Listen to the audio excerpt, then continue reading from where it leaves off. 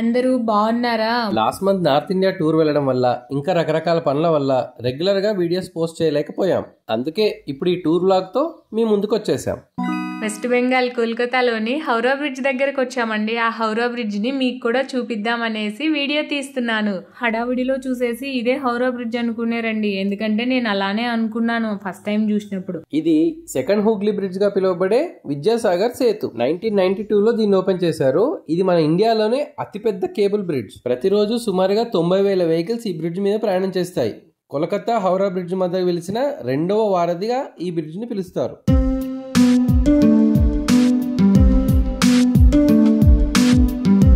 Direct గా Howrah bridge దగ్గరికి వెళ్తే ఎలా అండి, కొంచెం మనం సిటీని కోల్కతా గురించి మాట్లాడుకొని తర్వాత వెళ్దాం. ఎందుకంటే ఎంతైనా అది మన కంట్రీ ఫస్ట్ క్యాపిటల్ కదా.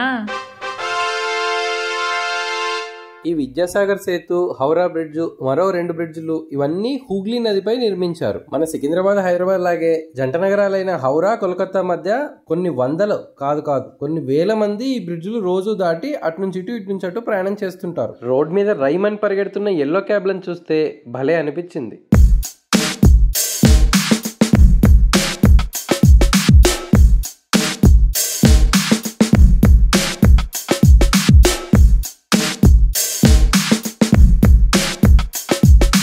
కోల్కతాలో నేను బాగా గమనించిన విషయము, నాకు బాగా నచ్చిన విషయము ఒకటి ఉందండి. అదేంటంటే హెల్మెట్ పెట్టుకోవడము. స్కూటీ అయినా బైక్ అయినా ఏదైనా సరే డ్రైవ్ చేసే వాళ్ళే కాకుండా డ్రైవ్ చేస్తూ వాళ్ళ వెనక కూర్చునే వాళ్ళు, లేడీ అయినా సరే జెంట్ అయినా సరే హెల్మెట్ పెట్టుకొని ఉన్నారండి. ఈ విషయం మాత్రం నాకు బాగా నచ్చింది. కోల్కతా వాళ్ళని మెచ్చుకోవాల్సిందే.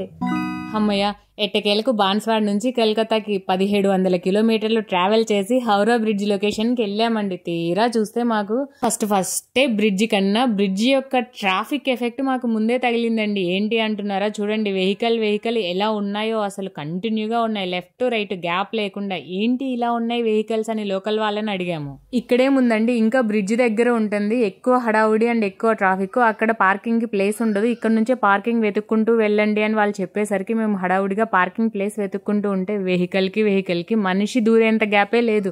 ఇంకా వెహికల్ నేమ్ పార్క్ చేస్తాం ఇలా వెతుక్కుంటూ వెళ్ళగా లాస్ట్ కి ఒక చోట దొరికింది. కానీ అప్పటికే మేము బ్రిడ్జ్ ని 1/2 కిలోమీటర్ క్రాస్ చేసి వచ్చాం పార్కింగ్ ప్లేస్ వెతుక్కుంటూ. ఎవరైనా టూరిస్టులకి ఒక ఐడియా ఏంటంటే, బ్రిడ్జ్ దగ్గరికి వెళ్ళే వాళ్ళకి మన ఓన్ వెహికల్ని తీసుకొని వెళ్ళకూడదండి, లోకల్ క్యాబ్ సర్వీస్నే వాడుకోవాలి. ఎందుకోసము అని అంటే, లోకల్ క్యాబ్ అంటే ఎక్కడ కావాలంటే అక్కడ దిగేసి మనం వెళ్ళిపోయి చూడొచ్చు. మన వెహికల్ తీసుకొని పోవడం వల్ల ఏమవుతుందంటే అక్కడేమో పార్కింగ్కి అస్సలు ప్లేస్ ఉండదు. మాకు గంట పట్టింది పార్కింగ్కి వెతుక్కోవడానికి. ఆ బ్రిడ్జ్ పక్కన ఉన్న మార్కెట్లో రకరకాల విషయాలను గమనిస్తూ మొత్తానికి బ్రిడ్జ్ దగ్గరికి చేరుకున్నాం.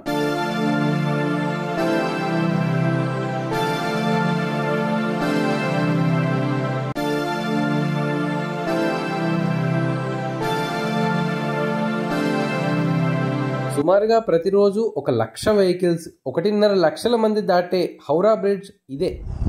కంప్లీట్ స్టీల్ మెటీరియల్తో తయారు చేసిన సస్పెన్షన్ టైప్ బ్రిడ్జ్ ఇది. 1936లో దీని నిర్మాణం స్టార్ట్ చేశారు. 1942లో నిర్మాణం పూర్తయింది. 1943లో ట్రావెల్ కు దీన్ని ఓపెన్ చేశారు. 705 మీటర్ల పొడవున్న ఈ బ్రిడ్జ్ ను గేట్వే ఆఫ్ కోల్కతా అని, grand old lady of Kolkata అని కూడా పిలుస్తారు. 1965లో రవీంద్రనాథ్ ఠాగూర్ గారికి నోబెల్ ప్రైజ్ వచ్చిన తర్వాత దీన్ని రవీంద్ర సేతుగా పేరు మార్చారు. కానీ ఇప్పటికీ ఇది హౌరా బ్రిడ్జ్ గానే ఫేమస్.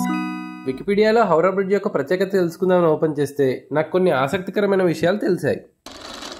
యాక్చువల్గా హూగ్లీ నది మీద హౌరా, కోల్కతాల మధ్యలో బ్రిడ్జ్ నిర్మిద్దామన్న ఆలోచన 1855-56లో మొదటిసారి తెర మీదకి వచ్చింది. 1862లో జార్జ్ టర్న్బాల్ అనే east India railway company chief engineer bridge యొక్క ప్లాన్ ను డిజైన్ చేశారు. 1874లో 2.2 మిలియన్ రూపీస్ ఎక్స్పెన్సెస్ తో ఆ బ్రిడ్జ్ నిర్మాణం పూర్తయింది. 62 ఫీట్ వైడ్ రోడ్ తో ఉన్న ఆ బ్రిడ్జ్ కు ప్యాంటూన్ బ్రిడ్జ్ అని పేరు పెట్టారు. అప్పటి నుంచి హూగ్లీ, కలకత్తా మధ్యలో రాకపోకలకు ఈ బ్రిడ్జ్ ను వాడడం మొదలు పెట్టారు. అయితే కొన్ని సంవత్సరాల తర్వాత అనుకోకుండా ఒక స్ట్రీమర్ చేసిన యాక్సిడెంట్ వల్ల 200 ఫీట్ల బ్రిడ్జ్ నాశనమైంది. డ్యామేజ్ అయిన బ్రిడ్జ్ ని రిపేర్ చేసి కొన్ని రిస్ట్రిక్షన్స్ తో ఓపెన్ చేసినా కూడా అప్పటికే పెరుగుతున్న రద్దీని ఆ బ్రిడ్జ్ హ్యాండిల్ చేయలేకపోయింది. 1905వ సంవత్సరంలో కొత్త బ్రిడ్జ్ ప్రతిపాదన మొదలైంది. దీనికి ఫ్లోటింగ్ బ్రిడ్జ్ డిజైన్ ఉంటే బాగుంటుందని అనుకున్నారు. అప్పట్లో 45,000 రూపాయల ప్రైజ్ మనీ కూడా ఎవరైతే డిజైన్ చేసిస్తారో వాళ్ళకి ఇస్తామని డిక్లేర్ చేశారు. 1906వ సంవత్సరంలో 45,000 అంటే చాలా పెద్ద అమౌంట్. అయినా కూడా బ్రిడ్జ్ నిర్మాణానికి కరెక్ట్ సొల్యూషన్ దొరకలేదు.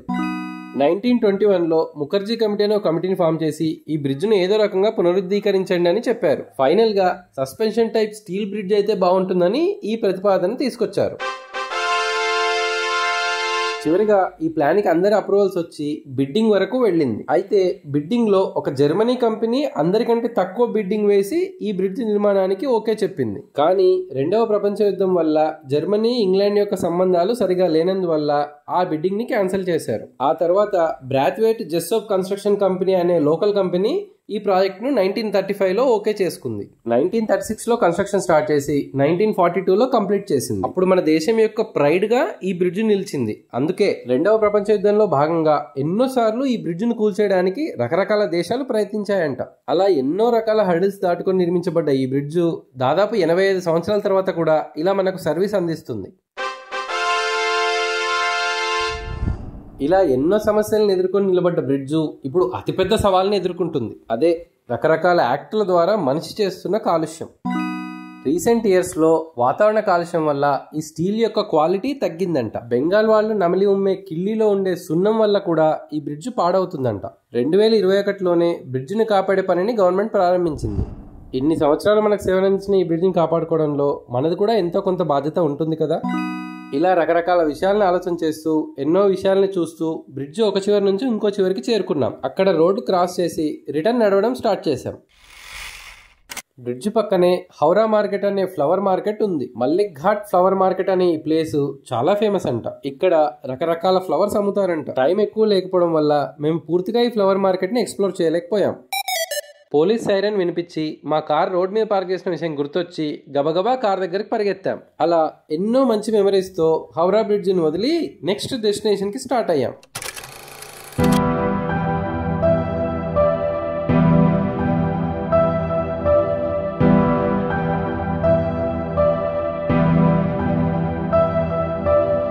నెక్స్ట్ 3 days కూడా సుందర్బన్స్ లోనే టూర్ ప్యాకేజ్ మాట్లాడుకున్నాము. అక్కడికి వెళ్తున్నాము. సుందర్బన్స్ ఎలా ఉన్నాయి ఏంటి అనే వీడియోస్ కూడా మీకు తొందరలోనే అప్లోడ్ చేస్తుంటాము.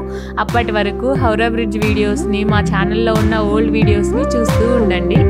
Thank you for watching.